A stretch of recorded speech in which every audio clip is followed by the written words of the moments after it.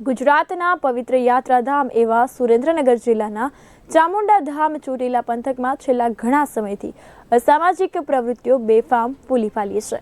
કાયદો અને વ્યવસ્થા સામે અનેક સવાલ ઊભા થયા છે। ત્યારે મોલડી ગામે પેટ્રોલિંગમાં રહેલી પોલીસ પર કેટલાક શખ્સોની ટોળકીએ હુમલો કરતા ચકચાર મચ્યો છે।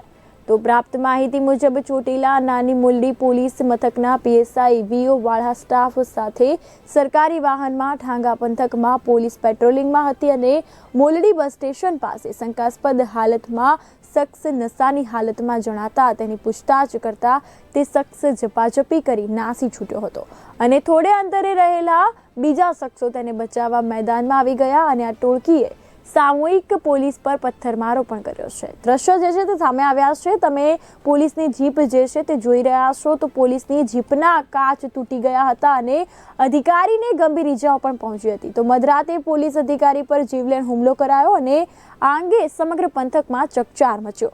ઈજાગ્રસ્ત પોલીસ અધિકારીને રાત્રિના હોસ્પિટલ ખસેડવામાં આવ્યા અને વધુ સારવાર હેઠળ રાજકોટ ખસેડાયા છે।